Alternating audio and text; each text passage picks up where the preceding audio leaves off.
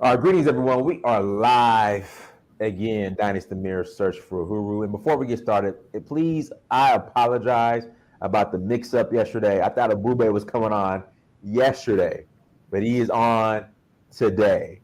So there was a little bit of a miscommunication. So I apologize, but the brother is on with us today. So guys, make sure you like, share, and subscribe. Again, please like, share, subscribe. Also, check out Ebube. Make sure you subscribe to Ebube's page, Up Close and Center. Again, Up Close and Center. Make sure you go and check out. Turn off your camera so they can see the logo, Ebube. There you go, Up Close and Center. Make sure you guys go and check out. Go subscribe to his YouTube, his channel as well. Make sure you guys go ahead and knock that out. Hit the like button here. Hit the subscription bell. Also, tour Sierra Leone. We have two more spots. Again, two more spots remaining.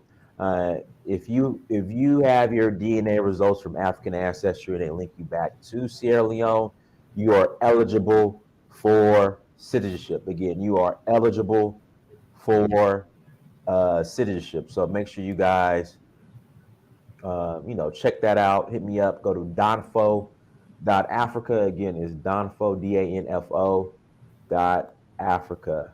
Let me go ahead and put the Danfo.Africa. Yeah, Mike, we're not with the tribalism stuff on this page, okay, brother? So let's go ahead and stop let's go ahead and stop the tribalism. Again, it's Danfo.Africa, everyone. Make sure you check us out. Ebube, you still there? Yes, sir. Okay, camera's just off right now. Okay, got you. All right, without further ado, we're gonna jump right into it. We got brother Ebube Okoli on with us today. Today's topic is how can Africa benefit from this Russia-Ukraine conflict? Now, we could start off on what we were speaking on yesterday. We're supposed to speak on yesterday, which we somewhat spoke on yesterday anyway, as far as the oil and gas. So Nigeria is one of the largest oil producers. Oil producers. Would that be the correct term? Produce or oil producing nation. Right. Oil producing nation. Right on the planet. So how can a country like Nigeria win with this current conflict? I didn't. And to be honest, Ebube, I had no clue the amount of countries that were dependent on Russia when it came to oil and energy and gas. I had no clue, and I had no clue the amount of countries in Africa are dependent on Ukraine and Russia for wheat. Mm-hmm. We can't grow our own wheat, Ebube? Well, it's not can we? It's yes, we can. However, the question is, do we?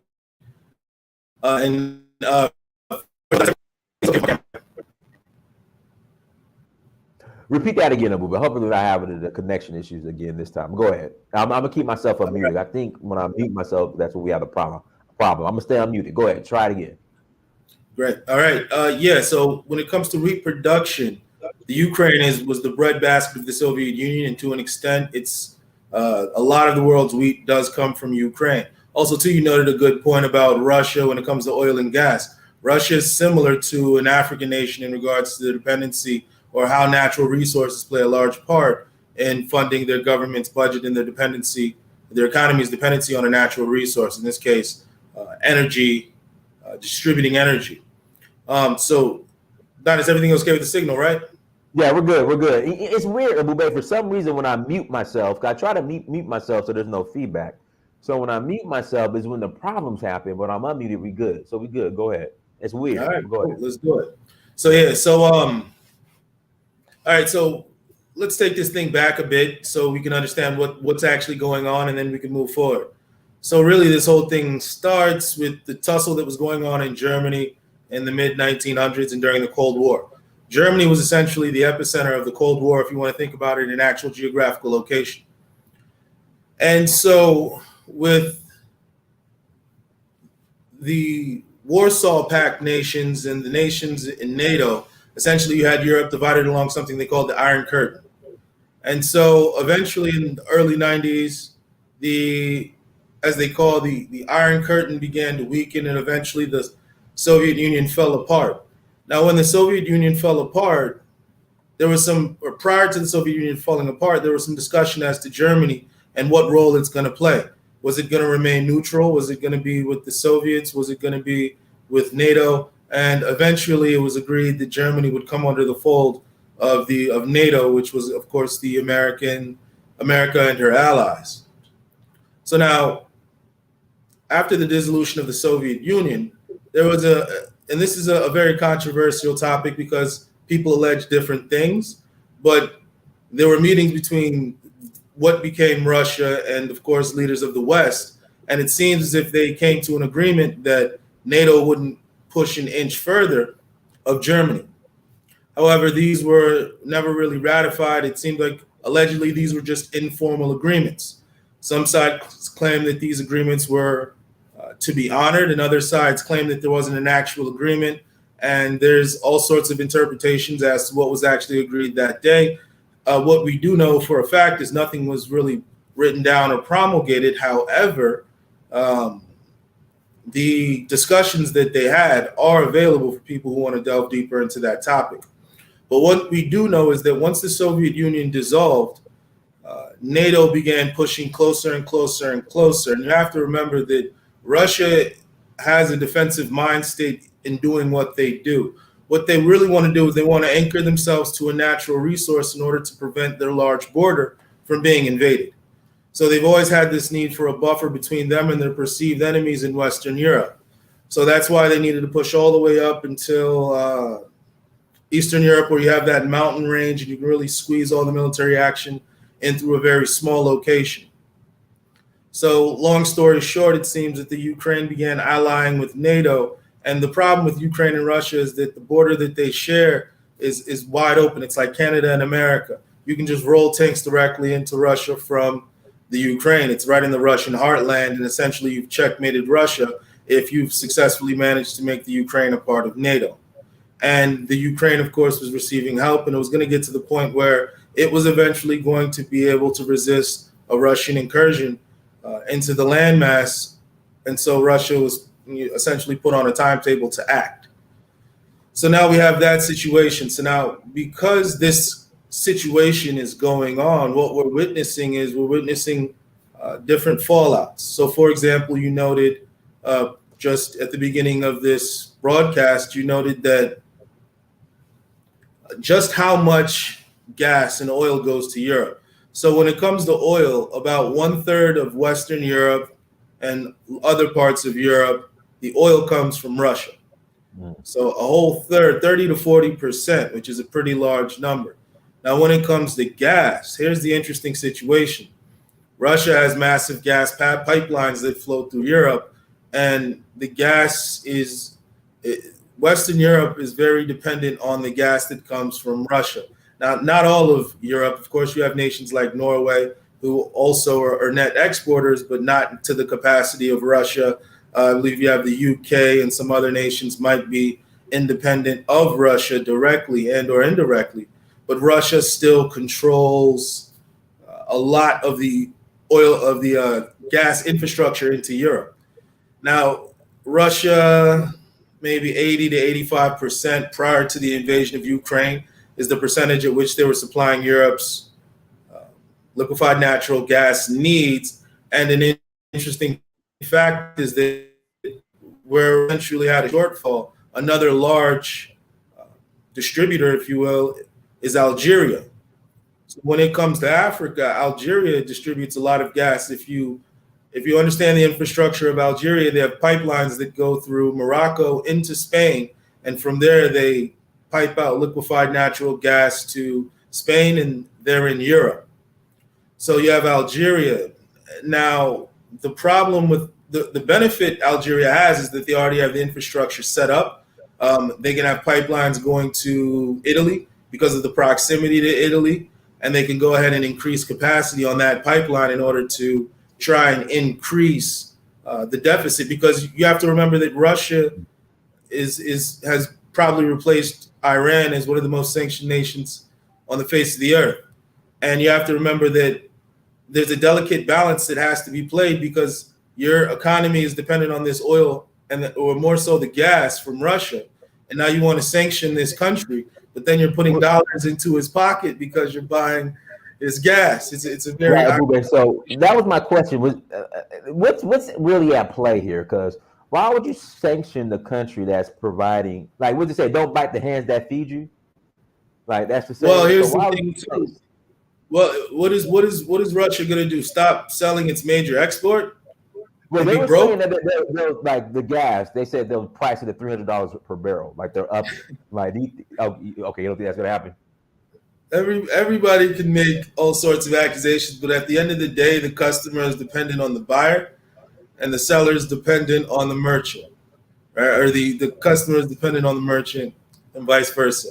So now, if the majority of my economy is based on a natural resource similar to how many African nations are, Russia's in that same boat, and I sell it to you, and your economies need this, and you can't really pivot to alternative energy because it's just not at the level to be able to. You have to buy what I sell, and I need your money, especially since I'm being heavily sanctioned and I'm at war right now with my direct neighbor. So you have Europe looking to pivot. Now, here's the interesting thing, right? You have here's how Africa can win in the short and in the long term.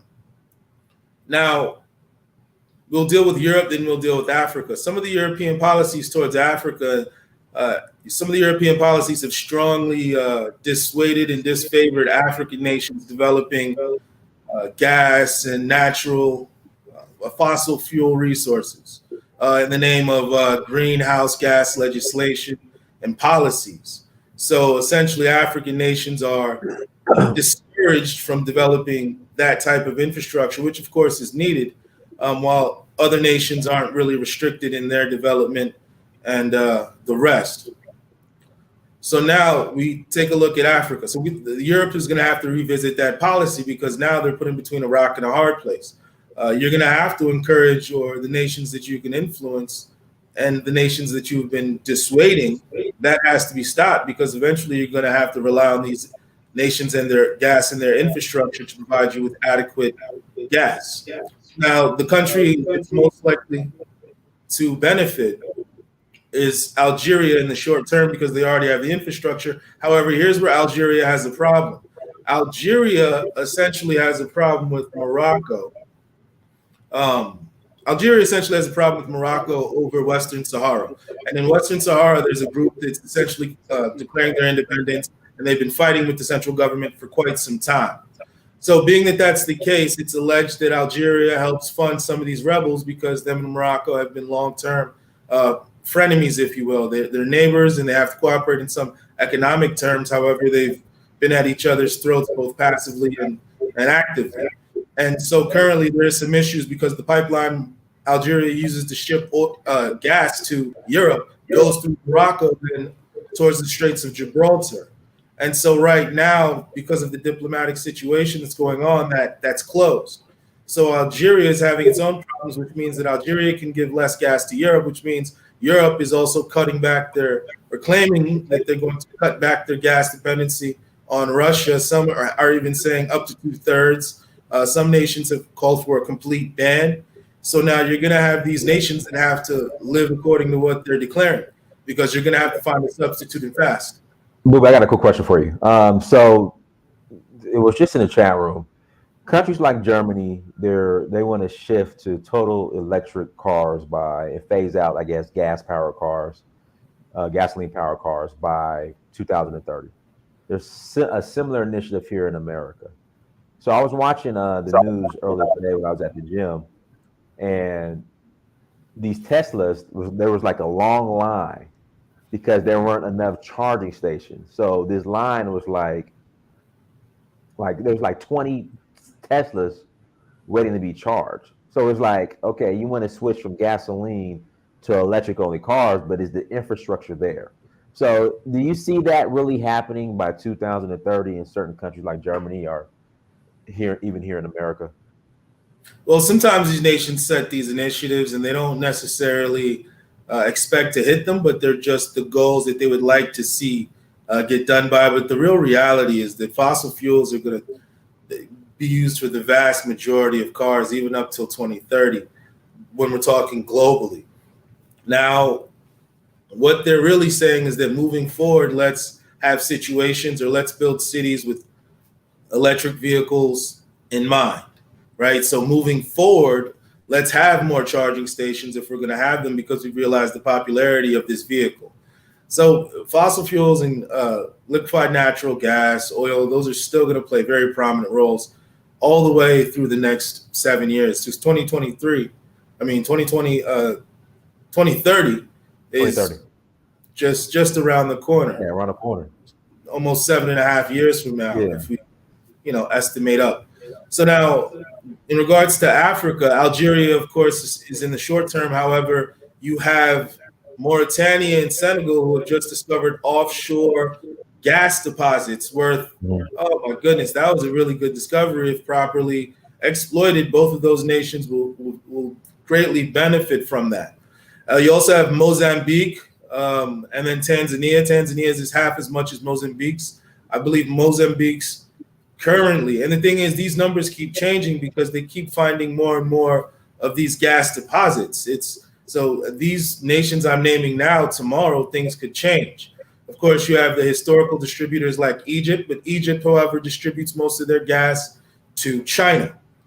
So now what's going to happen is, here's another problem with Europe, is that when Europe goes shopping for gas, people might say, well, most people don't like 2-year, 3-year, 4-year contracts when it comes to gas distribution contracts. They prefer 20, 30, 40 years. So if they're going to invest in heavy infrastructure, they know that they can recoup their money. They don't want to invest in heavy infrastructure and then whatever political back and forth you had with this nation is done, and then you just decide, you know what, we're going to go back to our historical ally and our more convenient partner. And then what does that leave you with all the infrastructure you've put out? That's why most of the Gulf nations in the Middle East, most of those nations have said, you know what, we're hands off when it comes to Europe at this point.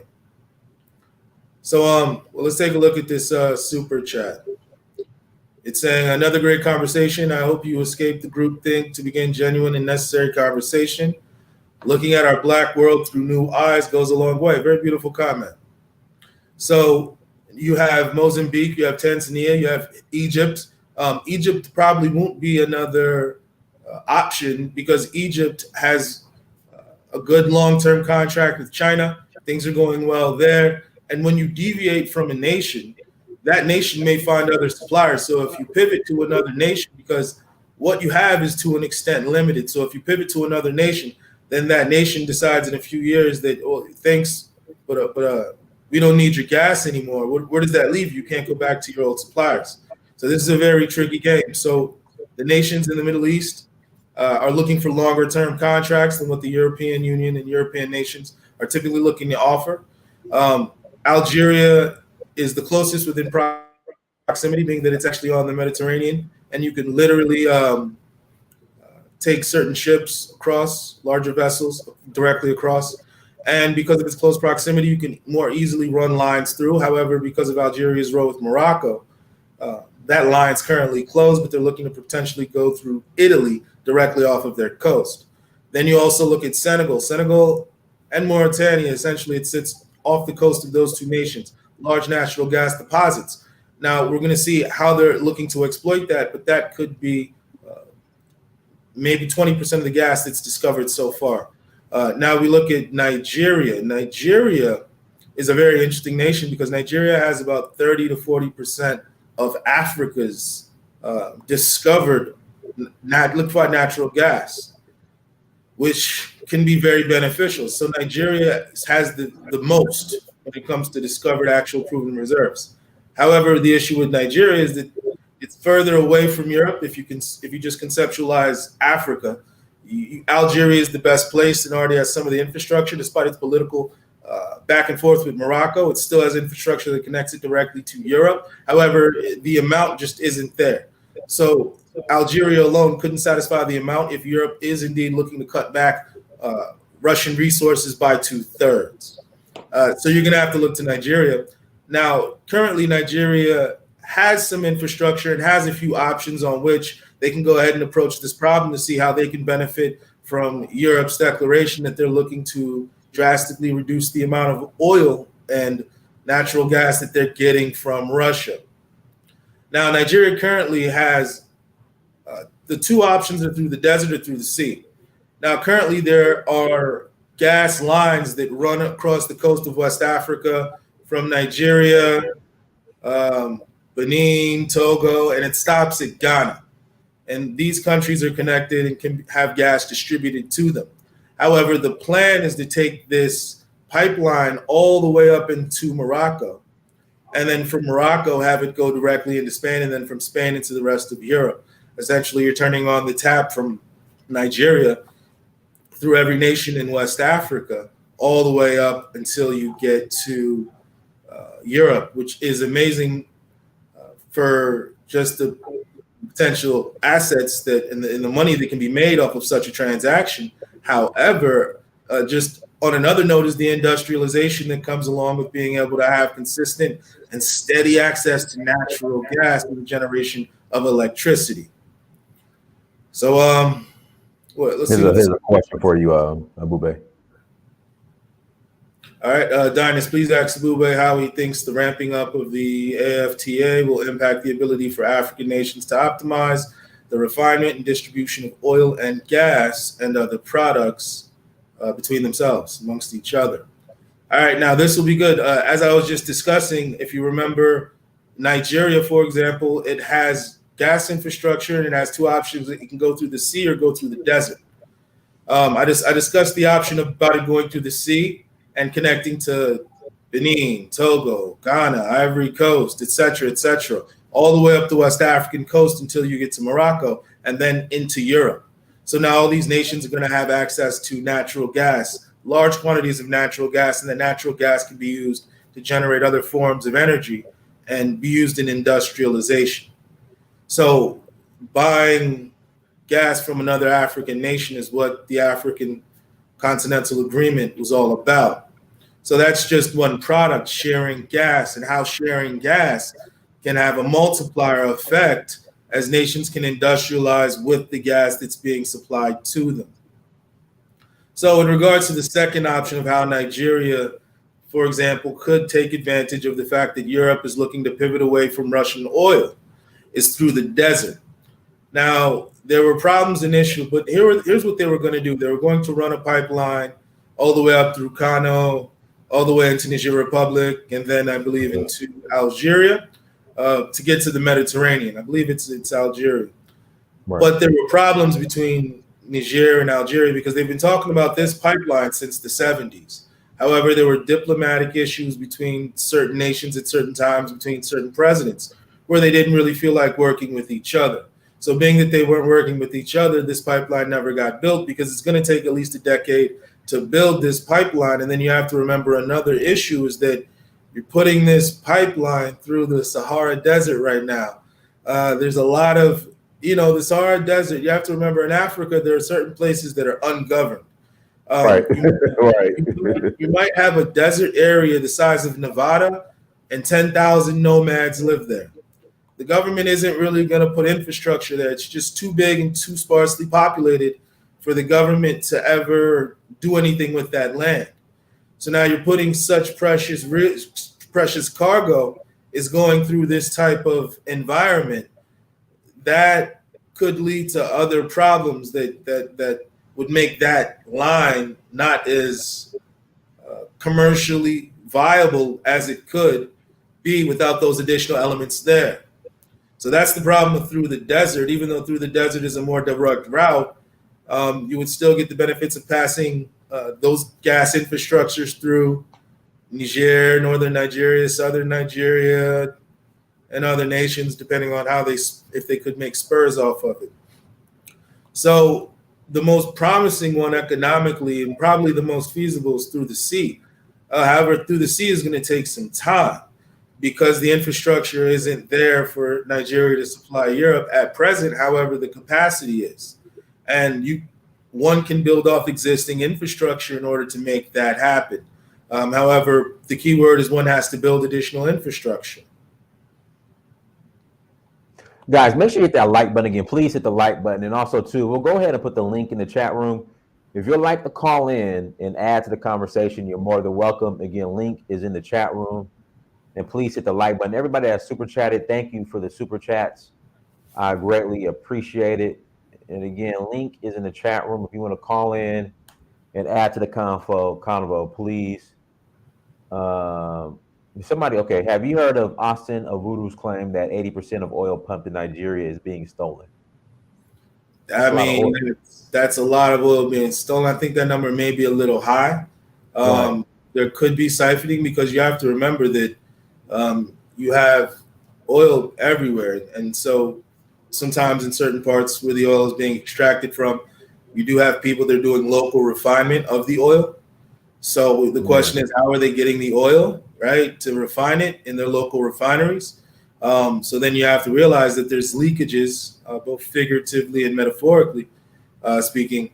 There are leakages somewhere where people are getting this oil that's not passing through the NNPC, but is rather going into the hands of private citizens. And then that raises the second question of, well, if this can be done at the low level, can this be done at the high level, right? And if it's possible at the low level, it's also possible at the high level.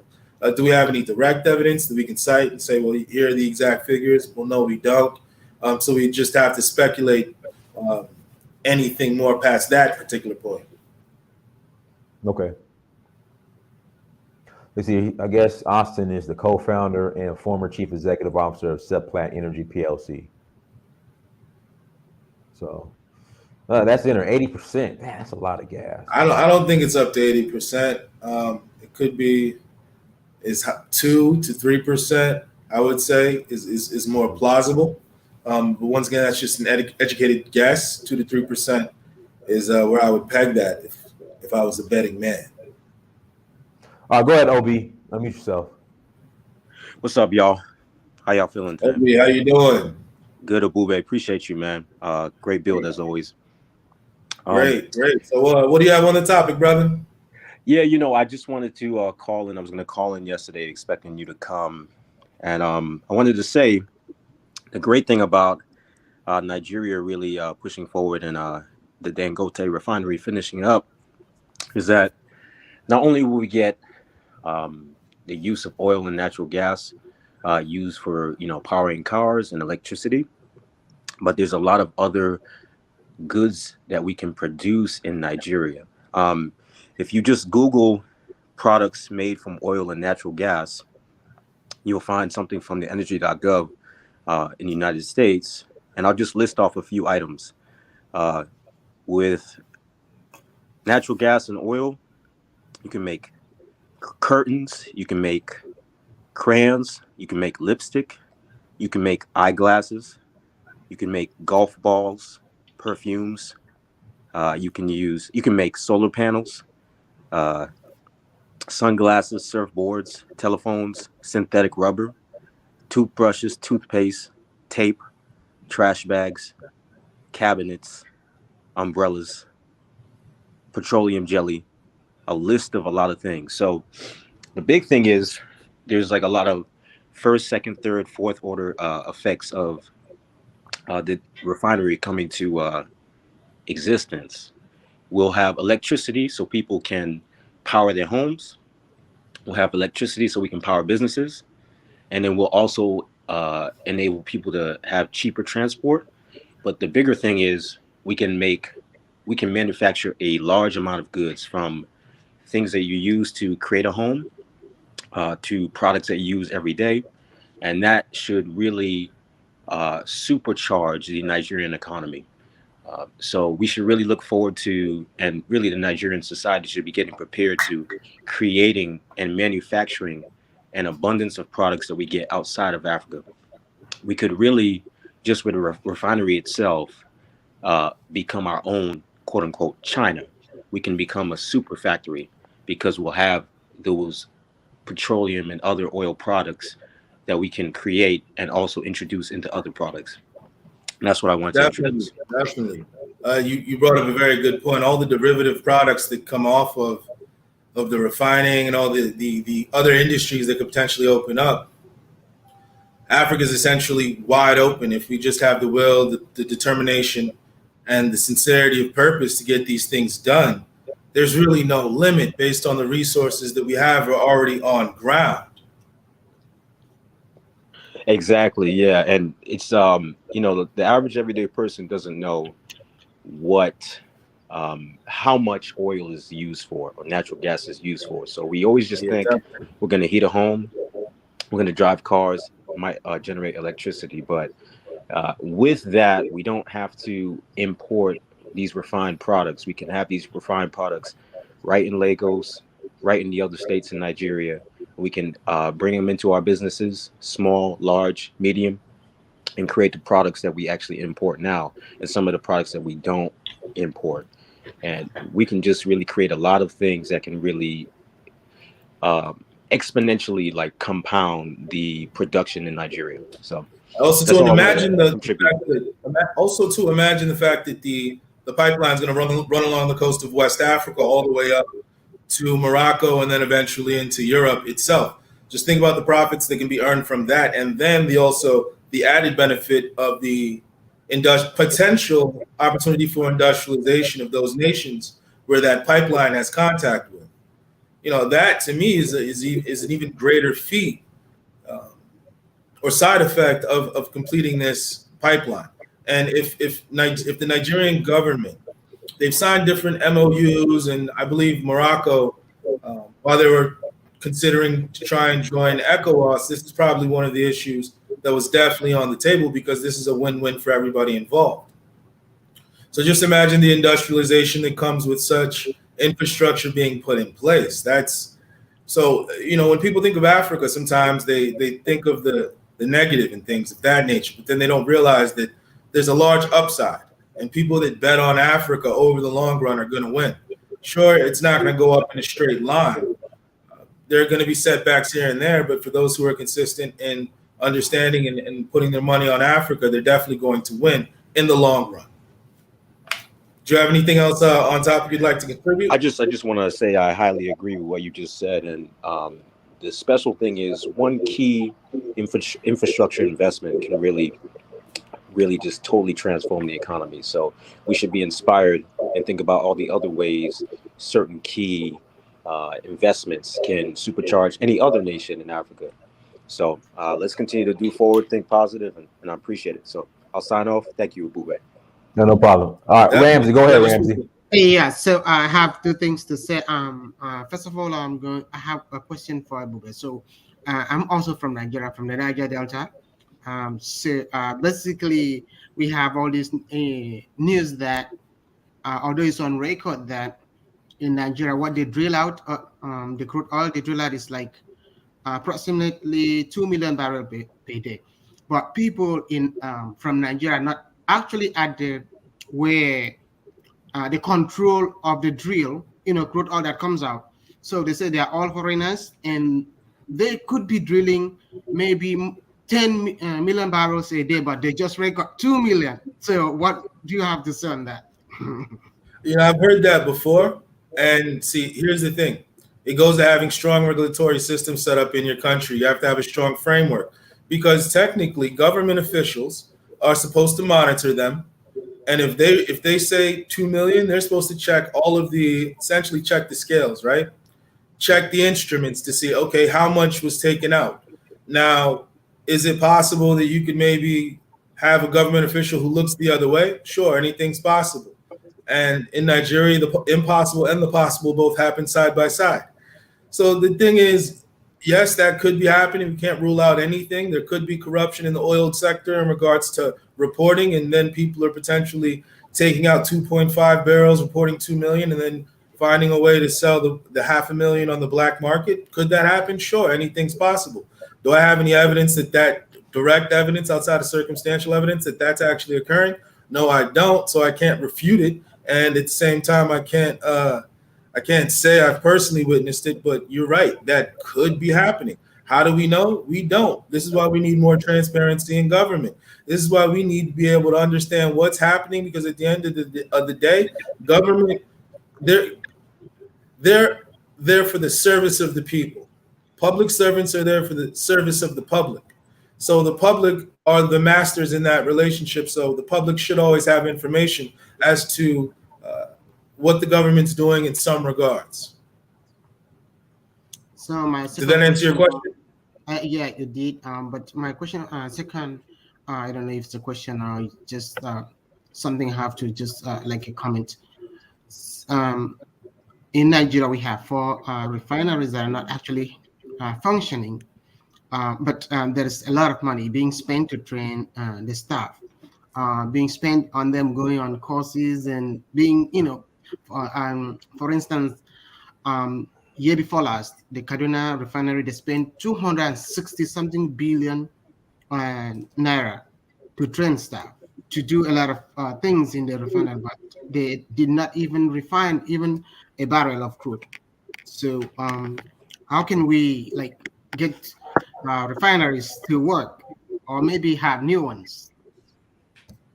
All right, that's you bring up a very interesting point when it comes to the refineries that we've spent as a nation almost up to potentially billions of dollars over the last 40, 50 years, or however long they've been in existence in order to maintain them, and they're not taking care of the basic function that they're supposed to take out and take care of, and we're still maintaining these at a loss, at a gross loss.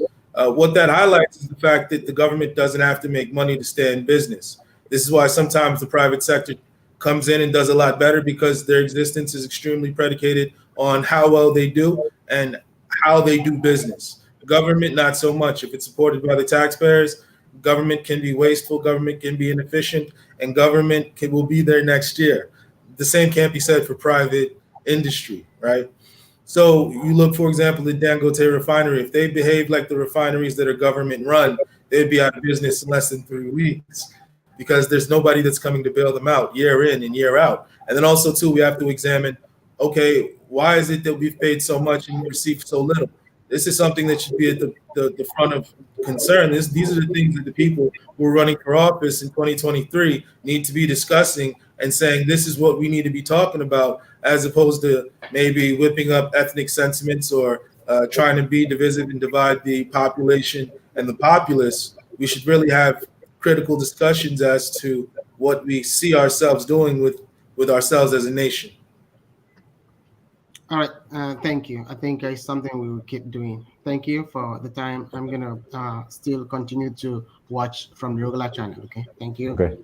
All right, no problem. Appreciate you, brother. Go ahead, Mufasa. Hey, Mufasa, what's going on, man? Hey, what's going on, man? How you been, bro? Life is beautiful, man. Life is beautiful. It's good. I'm glad you're on, man. I'm really glad you're on, because I wanted to ask you a couple things. But the number one thing, if we're going to talk about Nigeria, right? Because Nigeria is a high oil producing nation, right, in terms of exports. But how much of that is Shell and other companies? How much of that belongs to Nigeria itself? That's what. Ebube, did they just kick out like all of these foreign oil producers or companies not too long ago? They keep changing. Yeah, but they'll be back again. What happens is sometimes, Nigeria plays hardball. They say, look, if you don't like it, leave. Right? Nigeria is that type of country. So sometimes they'll leave, and then they'll come back eventually. It's a make-up, break-up relationship. Mufasa, yeah, to answer your question. Except that I think is now running everything, right? When they kick that, because from my understanding, they kicked everything out. Well, it depends on which. Well, you basically get a license to extract on an oil block, and you pay a licensee fee, and then you pay again per however the measurement is per barrel, theoretically. So now, Mufasa, let's say you own an oil block, OML 00865432, and it's somewhere in Bielsa, right? And so you essentially own the rights to mine that. Right, you have a license from the government, if you will. So now, anybody that wants to take the potentially billions of dollars of oil has to meet with your company, and then you work out a fee, and then a part goes to the government, part goes to the company, everything, and then some of it stays within the local population. Is put, in regards to money, I'm talking about, is put back into the local population. Oil producing states have an additional, I believe, derivative where they get a little bit more money than non-oil producing states. So that's essentially how it's done. There's a licensee fee, if you will, but then there's a count per barrel. But as Ramsey, I believe was the name, noted, how do we know that this count is actually accurate, and how do we know that, it's like, how do we know that a cash only business is paying its taxes? Right. Okay. But what else you have on the top? Yeah, no. My question was, do you know like a percentage, like how much it is? Because number one, as far as I know, the NNPC is responsible for Nigeria's oil interests, right? Are there private companies or just the NNPC? Well, the NNPC is the overall governing body. But then there are private entities that act underneath the NNPC. Right, they're under there, so they're subsidiaries to the NNPC, but they all report to the president, ultimately. Oh, well, are you talking about the private companies that come in to extract the oil, or the actual government regulation, the framework for the government regulation? I'm saying, are there private? What I'm trying to ask is, are there private Nigerian companies that do this alongside Shell? Like, are there Nigerian private companies? Yes, you have private companies that are Nigerian that are into oil and gas. Yes, you do. Okay, now but do you know the percentage of the oil that's coming out? Like Nigeria's selling about 50 billion, right? How much of that is going into Nigerian companies in government hands? Like, well, when that's sold out, Well, every company that registers in Nigeria has to have essentially a certain number of Nigerians that are in leadership, if they're larger companies, because of the indigenization decree. So there's a certain amount of local content. So if you come into Nigeria, you can't just show up with a completely expatriate group of workers. You have to have so many workers from Nigeria. So it's not as if these are foreign companies. These are foreign-owned companies that are coming into Nigeria, hiring Nigerians, having to have a certain number of Nigerians in managerial positions. So the operation is heavily filled with Nigerians at the local level. Then at the higher levels, the actual government entity is dealing directly with the government. So it's in regards to the profits being shared, a lot of it ends back up in Nigeria. Okay. All right, then. Okay, I get that, because my second question was on the structure of the NNPC, basically being involved in working with pulling the oil out of the ground, but then they're the same group of people who are responsible for regulating oil production. So I don't understand, how is that, like, how do we fix that? Seems a little odd, right? Is that, do you agree with the structure? It seems a little odd. What they're actually what they do in actuality is they do a lot of contracting. They're really the body who, if everything ran correctly, they would be taking care of 90% of everything that they outsource, but they do a lot of contracts. So when people go to NNPC, a lot of them are looking to get work contracted to them. So the NNPC theoretically should and could execute these contracts, but in reality, they're not. But they should, but they're not. But they regulate the industry as well, which is interesting.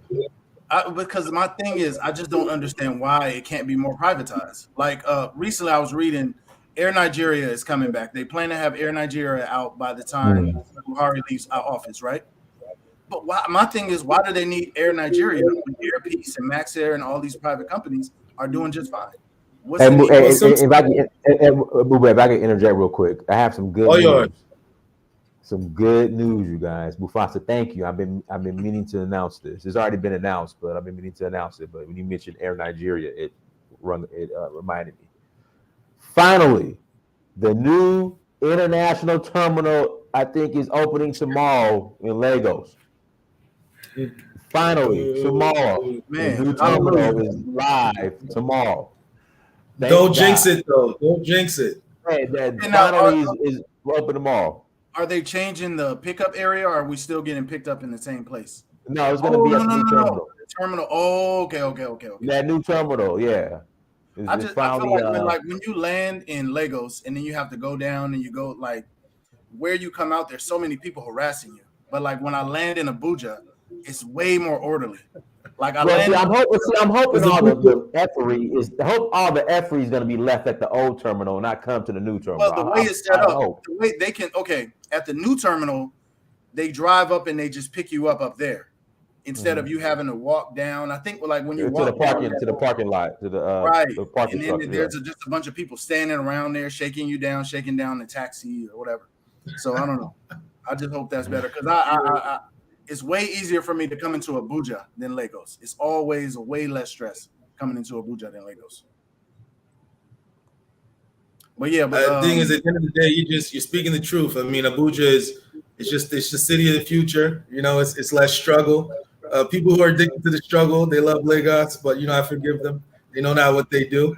But I forgot you an Abuja cat. I forgot Ebube. You like Abuja. I'm a Lagos cat. You like Abuja. Well, I like sorry both. for I like you, both. Sorry for you. I'm sorry. Abuja is just way. I don't know.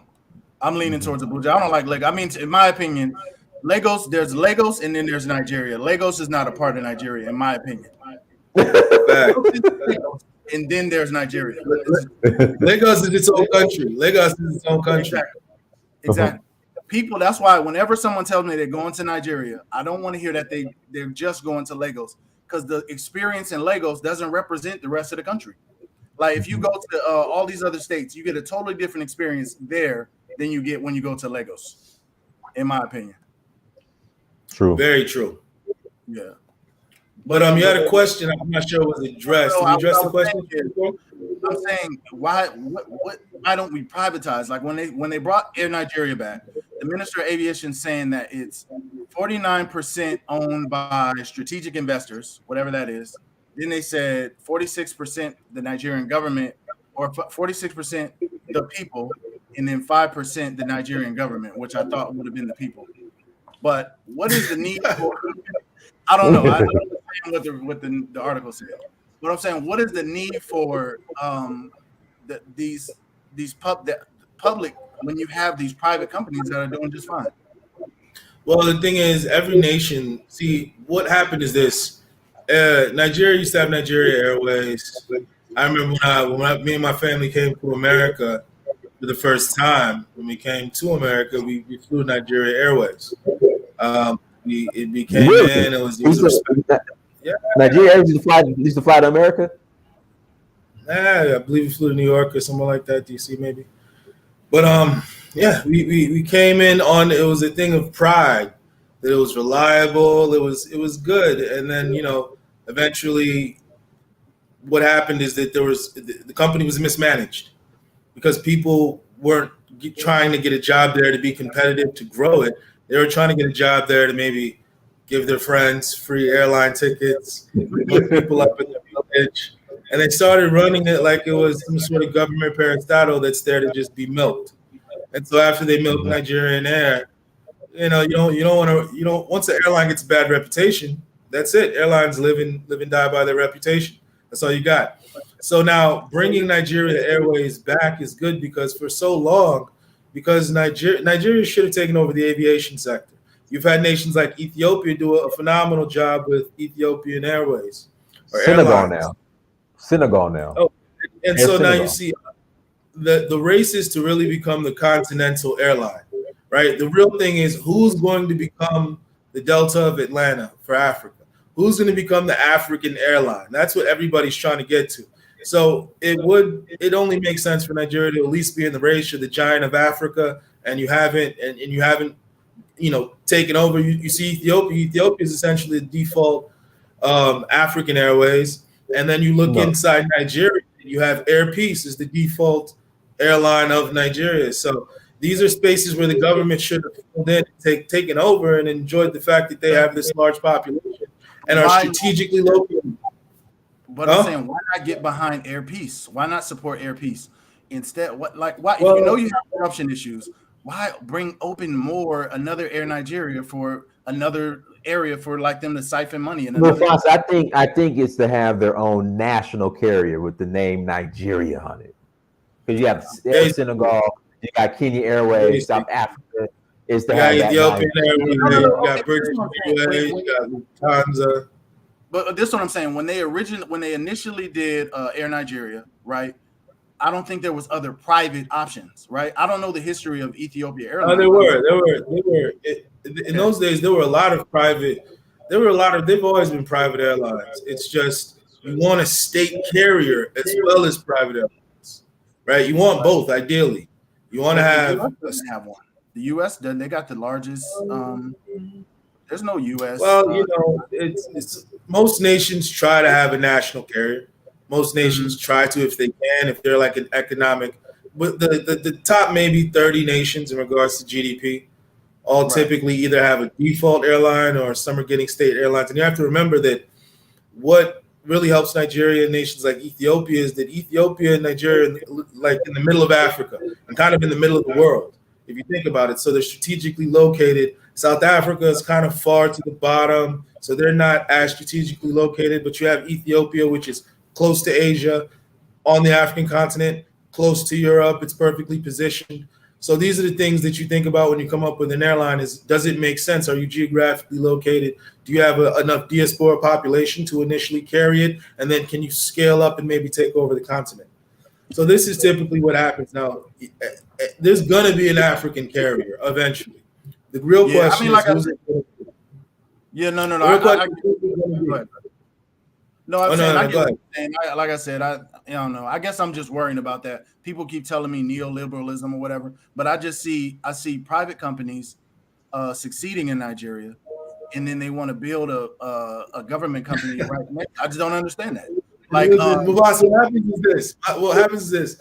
Once they see that somebody else is doing it privately and they have an option to compete, they're going to compete in that industry. That it's just follow. So essentially what happens is they say, oh, wow, this can be done. All right, well, let's do it too. But you're right. The real question is, what's the real motive behind doing it? Are they doing it because they believe it's easy to succeed there, or are they truly doing it with a vision to make this the continental carrier? Because if they're doing it with the former and not the latter, where they're merely just doing it because they think it's going to be an easy buck or easy way to siphon money, well, then it's going to be the same thing that it was in the 70s and the 80s. This is what I'm saying. I was in Nigeria for 4 months. I flew everywhere. The only place I didn't go was the Northeast. I had no issue flying anywhere. You're able to fly everywhere for relatively cheap, right? And then they're going to add an airline, right? But now the airlines can't fly because they have petrol issues because they're mismanaging the petrol income and outflow. So take the energy that you try to build an airline and get gas for the country. You get what I'm saying? Take that. Makes too much sense, Mufasa. Makes too much sense. That's what I'm saying. They're making too much sense right now. Listen, you're making way too much sense right now. Yeah, and that's one thing that, and what you're noticing is this. And here's one thing I always bring up. But this is why sometimes when people talk about politicians and which politician is the best, and it's like, well, we keep recycling these people that are leaving these glaring issues untaken care of, decade in, year out, and then we're looking around and we're like, these are such simple problems. And what I believe is that it goes to who we elect, right? Oftentimes people will elect somebody because they believe, oh, this person, he's a family friend. It's good. He or she's going to be there. I might get a contract or I might get something. And we really support people in politics for the wrong reason. And what we need to do is we need to change the culture in Nigeria and support politicians that actually are making sense, actually are coming with common sense, practical things. They're starting with all the small problems we have. They're saying, listen, here's how we put forth solution, and what we vote on are the solutions put forth by these people, as opposed to maybe whether they're from the north, the south, the east, the west, wherever. We're judging them based on their solution and whether we think that's going to make sense. So we should look at somebody and say, okay, when we bring the presidential candidates, we should say, listen, what's your roadmap to fix light in 2 to 3 years? And that's promulgated and given out to the public. Then the public has people dig through it, scour through it. We report on these solutions. We talk about them. We tear them apart. We know them thoroughly. This is what we need to be covering in political discussions. And then by the end of it, we're going to have a pretty good idea as to which candidate we should go with based on the solution that they put forward. That's when you know a country's serious. Now, until we get to that level of seriousness, we're going to keep putting people in office to have people like you saying, that doesn't make any sense. Why are we wasting time, energy, and resources there? So that's the answer to that question. Hey, we can't hear you, Mufasa, unless it's just me. No, my bad. I can't hear you. Yeah, go ahead. You should hear me now. So even supporting, like I said, if these were private companies, opposed to, when you favor your people into public companies, then the money just get thrown away and wasted. But there's been a lot of allegations of favoritism for Dangote. I haven't seen the proof, but look where Dangote's company is now, or Dangote Group is now. Like for instance, the new governor in Anambra is driving innocent made in Anambra, made in Nigeria vehicle, right? Mhm. If they support this company, right, even if it's favoritism, even if it's corruption or whatever the case, at least you're growing private industry that has to be maintained. That's not corruption. That's not corruption You at know all. what? No, that's not corruption. But You know let's what? say, No, let's say Mufasa, that's what every other serious nation does. right. That's what every other serious nation does. You'll never see the president of America riding around in a car that wasn't made in America. You'll never see that.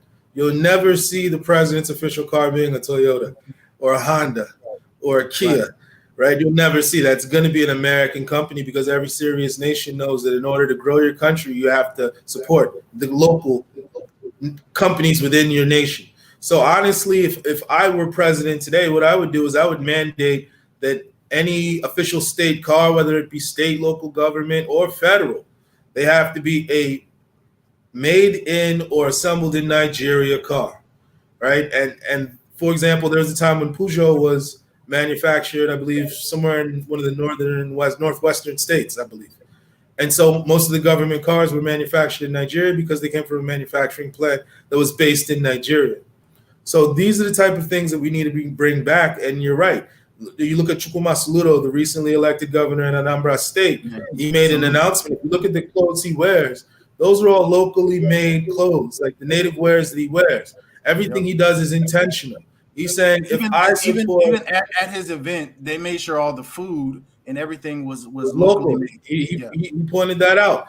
He said he named everything that was there and talked about where it came from, which is smart because we have this mentality sometimes that if it's foreign, it's better than if it's literally across the street, which isn't necessarily true, right? And so also too, if you notice the car he was in, he had the IVM, the innocent. It looks like a G-Wagon almost. And another thing, I believe it was bulletproof though, right?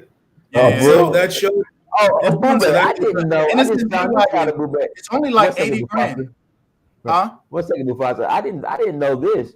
That Nigeria produces tanks. Is this true that Belarus is buying tanks from Nigeria? Yeah. I had no clue. It's a company in Lagos. What's the name of the company? Clue. What's the name of this I want company? to look it up. I had no clue. Nigeria developed a lot of things. You'd be surprised.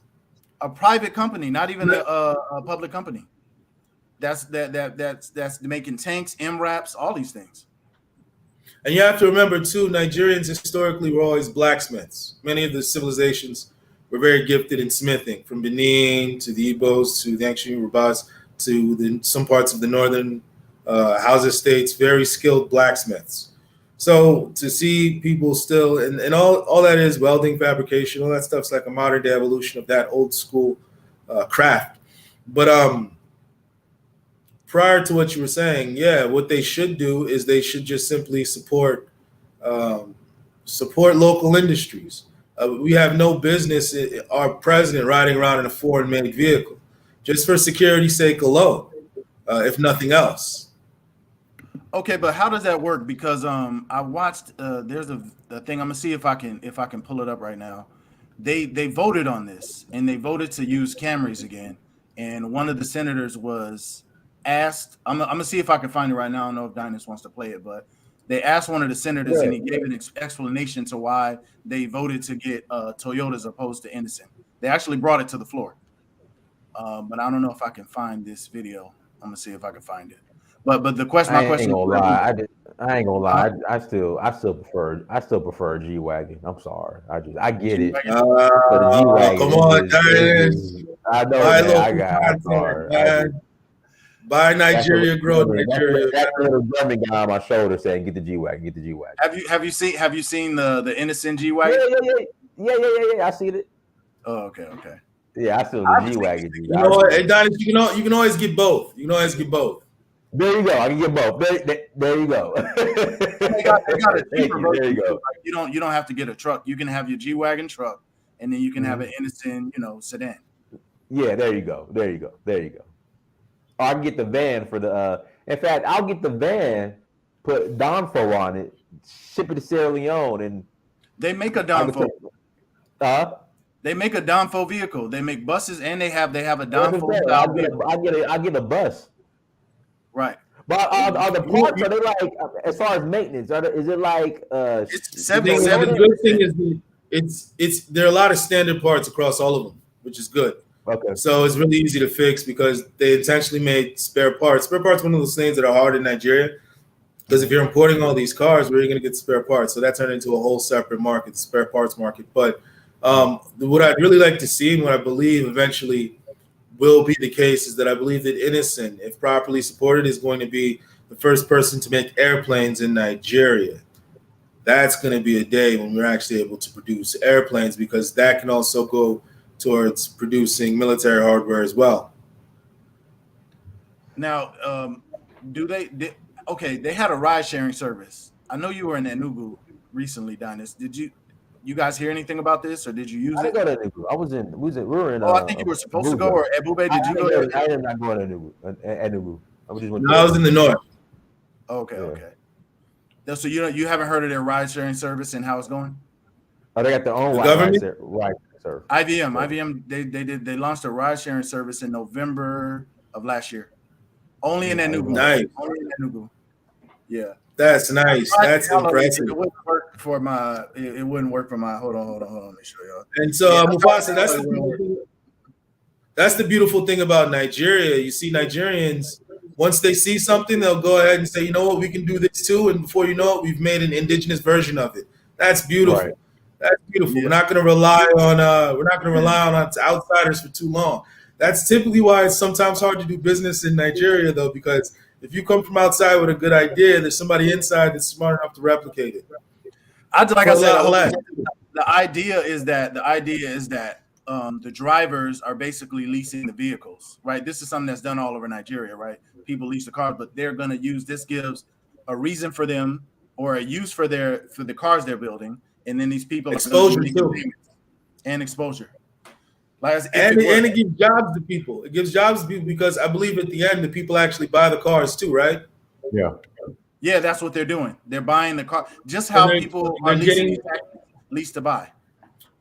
Yeah, so they're getting their brand out there. People are going to hop in innocent vehicles. They're going to see, oh, okay, wow, this isn't so bad, because we have that not made, that bros made mentality where if it was made in the country, it's not as good as something else made outside. But once people touch, feel, and ride around in those cars, they're going to see, wait a minute, this is pretty competitive. It's a beautiful thing. It's a beautiful thing. This is why when you get in office in 2023, can we scrap Air Nigeria and support IVM? You know what? I'm gonna make you Minister of State for aviation. All right. So we're gonna have some good conversations about that. You know. Well, what I forgot his name. The Godfather of Legos. What's his name? Help me out, Ebube. Tinubu. His son has a program where he leases out cars to Uber drivers in Lagos currently. Because when I rode in the Uber, one of the guys told me that his car was owned by Tinubu's son, who buys like these cars and leases them out to Uber drivers in Lagos. Why is everybody hating him? Why is everybody so cheap? The thing is, but when you're successful at whatever you do, you're gonna get people who are appreciative and like what you do. At the same time, you're gonna get people who don't like what you do. And oftentimes the people who don't like what you do are more vocal and more passionate than the people who admire and simply appreciate you. You know, people that appreciate you don't take to the streets or to online to talk about how much they love you. People that dislike you do. And another thing too is you have to ask, okay, who could he possibly have offended, right? What group of people or persons could he have done something to that make them view him in a negative light? Because there's that aspect of it as well. So you have to, realize that the bigger you get, the more people are going to dislike you because the more people know about you. And then the people who dislike you are going to be more vocal in their dislike of you. But then again, there's the other side of that. It's, well, is there anything that you're potentially doing that's creating a large number of people who will have problems with you? There's a lot of different ways to examine that. Okay. Yeah, because I just hear people saying that he built up Legos. If he can build up Legos, he can run the country. But then Like when I talk to a lot of grassroots people, they're angry with him for some reason. There's no really, I don't know why. That's a lot. That's a lot of politicians in Nigeria. You read the papers, everything's great, and then you might talk to somebody in the state, and then they suck their teeth when you ask them about how the governor's performing. So, I mean, you're absolutely right. On the grass level, if the people aren't really feeling a certain person, well, then that tells you that their grassroots support might not be what they think, and that they need to focus more on the grassroots than the elites.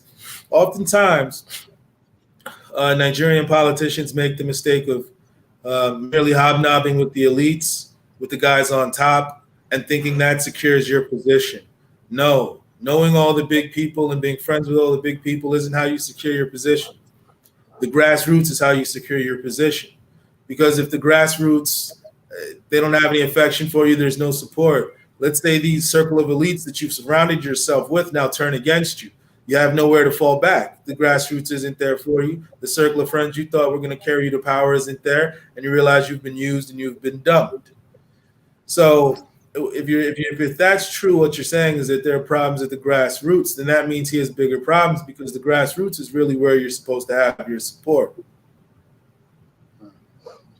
And just a little bit of free game in order to get the grassroots, just give them solutions that sound plausible and practical.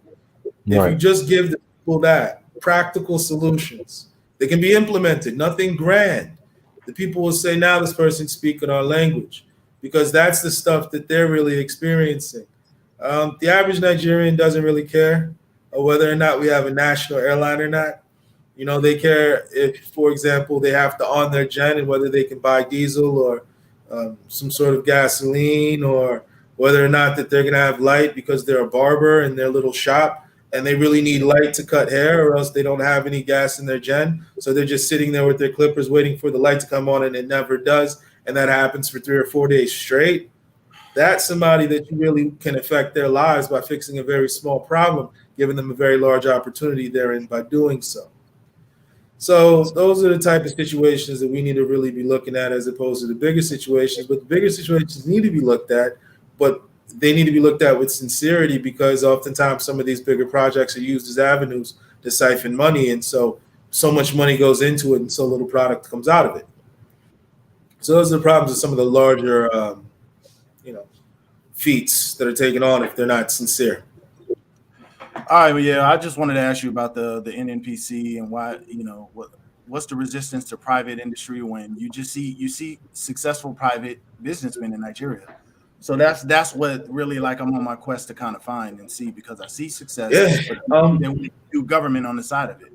Leave the government. Well, you have to remember that anytime there's government bureaucracy, there's people making money.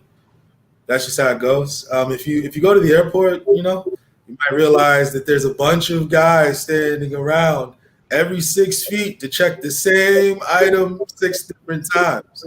And so you understand when I say more government in Nigeria, you understand what that means. So what you're saying is there should be less government, but you already understand why there's so much government in the first place. All right, well, thanks for having me on, Dennis, man. Good. I'll always tune in when Ebube is on, man. So I appreciate you. Okay. It's always good. I appreciate it, brother. All right, guys, we got time for one more caller. Links in the chat room if you want to call in.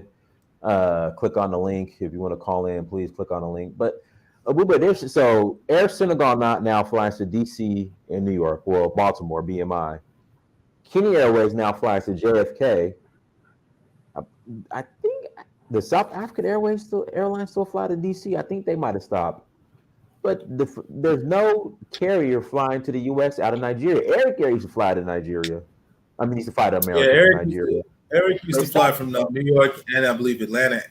Yeah, and I thought there was also a direct flight from Houston. I could be wrong. I think there was a direct flight from Houston, but not anymore. Yeah, there were quite a few, and that's the problem of not having a static national carrier that's essentially going to say, through thick and through thin, we can't always rely on the private sector to have our citizens' backs. So we're going to have this to function as the backbone, right? Which makes so much sense. It's like, why not have that, So that's good that they're launching it. Hopefully there's sincerity of purpose, because if there's no sincerity of purpose, it's just going to be another one of these large-scale projects that we take on, and they don't really add any benefit because of the execution somewhere along the line. funding got messed up, and we all know that story. We don't want to hear that same story over and over, because when we're forced to rely on the private sector, sometimes they come through. Like, for example, Vincent Onyema and Air Peace. Sometimes they do come through and fill in the gap. Sometimes they don't. You had Virgin Nigeria. There were some issues with competition. He didn't understand the Nigerian landscape. The Nigerian landscape is very difficult to navigate if you come from outside, thinking that just because the rules are written like this, that's how the rules are played. You have to understand. You have to understand the written and the unwritten rules when you deal in Nigeria. And sometimes if you just come in expecting to be playing along with the written rules, you've made a gross miscalculation there, because it's not going to favor you, or you're not going to be successful in that endeavor. So now at least you have indigenous African companies providing solutions for African people, creating jobs for African people, supporting the economy in Africa. I say that's a win-win. We also need the government in this particular instance to be a competitor, because it helps provide a backbone. And so, for example, they can do things like set rates. If they believe rates are too high, they can lower the national carriers' rates, not too much, but of course still be competitive. And so, and if they providing credible service without killing the industry, but they can regulate prices and different things like that, and services as well. They can open up new routes that other companies might not be afraid to take, and they can proceed in that direction. All right, Benson, go ahead, Benson. You're on. You're the last caller, Benson. All right, Benson, go ahead, Benson. You're on. Benson, you got the playback going. You got to shut down the playback. Yeah, I shut it out. Okay. Go ahead, Benson. Is it clear? You're kind of low. You're real low. Well, let me. Oh, go ahead, Benson. Go ahead. Can you hear me? Yeah, go ahead. I just turned my volume up. Go ahead, Ben. Go ahead, Benson. Right. Yeah, it's a pleasure. It's my first time joining in from this channel. I've been following for a very long time. I'm from the eastern part of Africa, but I'm currently studying engineering in Poland, and I just followed up what Mustafa was saying and what Nkuka was saying, and everyone in the chats.